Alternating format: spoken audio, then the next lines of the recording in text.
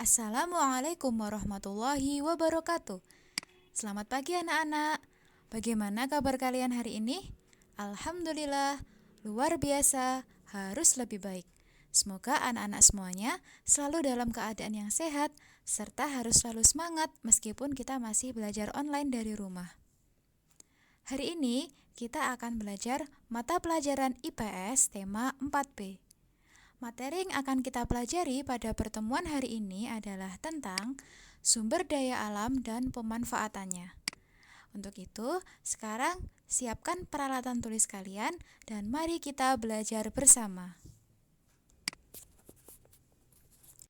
Nah anak-anak, pada pertemuan sebelumnya di materi tema 4A, kita sudah belajar tentang keragaman bangsa Indonesia.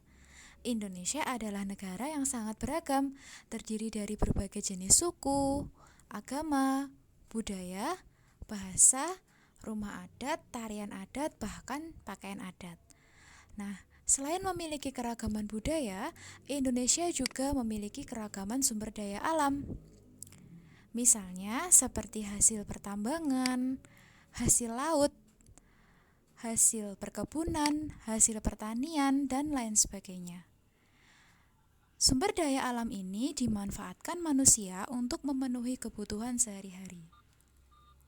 Lalu, apa itu sumber daya alam? Sumber daya alam adalah segala sesuatu yang berasal dari alam dan dimanfaatkan manusia untuk memenuhi kebutuhan hidupnya.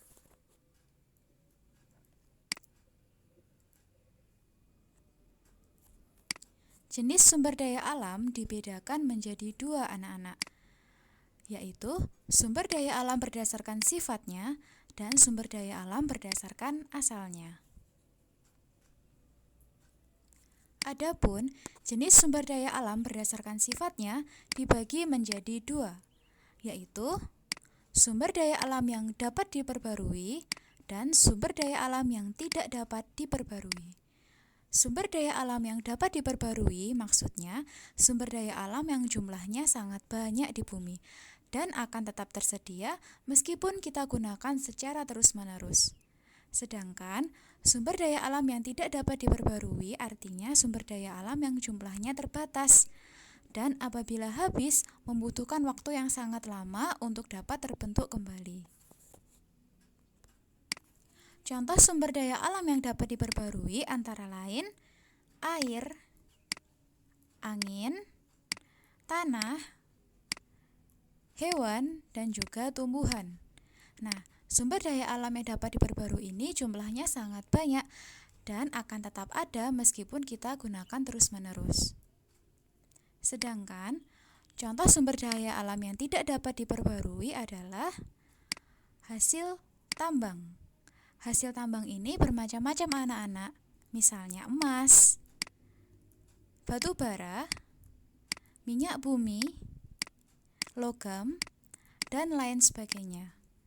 Karena sumber daya alam yang tidak dapat diperbarui ini jumlahnya sangat terbatas dan membutuhkan waktu yang sangat lama untuk terbentuk kembali, maka kita harus bijak dalam menggunakannya. Selanjutnya, jenis sumber daya alam berdasarkan asalnya dibedakan menjadi dua, yaitu sumber daya alam hayati dan sumber daya alam non-hayati. Sumber daya alam hayati adalah sumber daya alam yang berasal dari makhluk hidup, misalnya hewan dan tumbuhan. Sedangkan sumber daya alam non-hayati adalah sumber daya alam yang bukan berasal dari makhluk hidup, misalnya air, angin, sinar matahari, dan lain sebagainya. Nah, sumber daya alam dimanfaatkan oleh manusia untuk memenuhi kebutuhan sehari-hari. Lalu, apa saja pemanfaatan sumber daya alam bagi manusia? Yang pertama, hewan. Hewan dimanfaatkan manusia sebagai sumber bahan pangan, misalnya daging ayam, daging sapi, ikan, dan lain-lain. Hewan juga dimanfaatkan manusia sebagai bahan obat-obatan, misalnya cacing, ekstrak siput laut, dan minyak ikan hiu. Hewan dimanfaatkan manusia sebagai bahan pakaian. Misalnya ulat sutra, bulu biri-biri, dan lain sebagainya. Hewan dimanfaatkan manusia sebagai bahan kerajinan. Misalnya kulit sapi untuk membuat wayang kulit dan dimanfaatkan tenaganya. Misalnya sapi, kerbau untuk membajak sawah, dan juga kuda untuk menarik delman. Kemudian tumbuhan. Tumbuhan dimanfaatkan manusia sebagai sumber bahan pangan dan sumber vitamin. Misalnya bayam, kangkung, brokoli, dan lain sebagainya yang bisa diolah menjadi bahan makanan. Sebagai bahan penyedap makanan, misalnya biji lada, buah pala, cengkeh, dan lain sebagainya. Sebagai bahan obat-obatan, misalnya jahe, kunyit, temulawak, dan lain-lain. Dan sebagai bahan kerajinan serta pembuatan mebel, misalnya kayu rotan, kayu jati, dan kayu mahoni. Selanjutnya, air dan tanah. Air oleh manusia dimanfaatkan sebagai sumber air minum, untuk memasak, mencuci baju, dan berbagai macam aktivitas manusia lainnya. Sedangkan tanah dimanfaatkan manusia sebagai tempat mengolah tanaman pertanian, tempat mendirikan bangunan, dan lain sebagainya. Selanjutnya, pemanfaatan hasil tambang. Minyak bumi. Minyak bumi merupakan sumber daya alam yang tidak dapat diperbarui, sehingga penggunaannya harus dihemat agar tidak mudah habis. Adapun daerah penghasil minyak bumi di Indonesia adalah di Arun, Sumatera Utara, Kepulauan Natuna, dan daerah Cepu, Jawa Tengah. Kira-kira minyak bumi dimanfaatkan sebagai apa, anak-anak?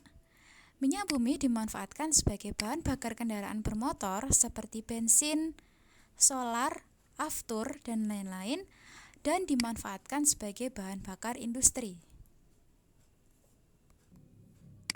Hasil tambang selanjutnya yang dimanfaatkan manusia adalah batu bara. Batu bara berasal dari endapan organik berupa sisa-sisa tumbuhan yang tersimpan di dalam tanah selama ratusan juta tahun lalu.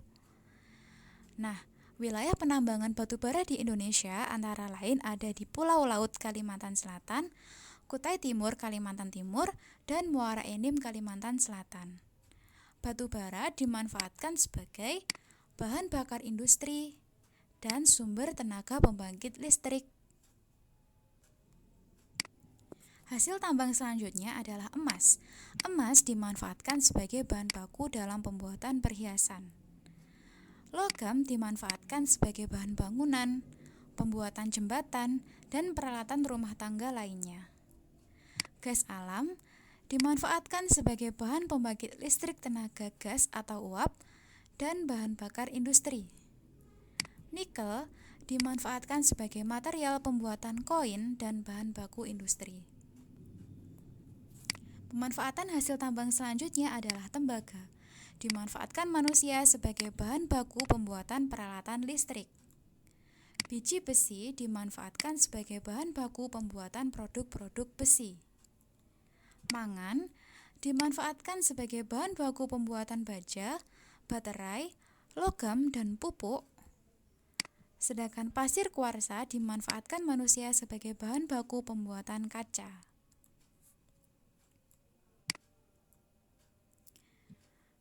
Penggunaan sumber daya alam harus dilakukan secara bijak, sesuai kebutuhan agar tidak merusak lingkungan. Ketersediaannya tetap terjaga dan dapat digunakan hingga generasi yang akan datang. Lalu, apa saja yang dapat kita lakukan untuk menghemat sumber daya alam? Untuk dapat menghemat sumber daya alam, kita harus menerapkan perilaku menghemat SDA, seperti berikut ini. Yang pertama, matikan peralatan elektronik saat tidak digunakan, seperti mematikan lampu di siang hari dan mematikan keran air ketika tidak digunakan lagi. Yang kedua, pastikan keran air tertutup rapat dan jangan biarkan menetes. Yang ketiga, maksimalkan pencahayaan dari alam. Yang keempat, kurangi waktu dalam membuka lemari es. Jangan sering membuka dan menutup lemari es. Yang kelima, cabut kabel dari saklar ketika tidak dipakai. Yang keenam, berjalan kaki atau bersepeda jika jaraknya dekat. Dan yang ketujuh, menggunakan kendaraan umum daripada kendaraan pribadi jika jaraknya jauh. Nah, anak-anak, tetap jaga dan lestarikan bumi, karena bumi akan baik jika kita juga baik. Sekian pelajaran IPS hari ini. Semoga bermanfaat bagi anak-anak. Untuk lebih jelasnya, anak-anak bisa membaca buku paket tema 4B. Sekian dari Bu Ika. Wassalamualaikum warahmatullahi wabarakatuh.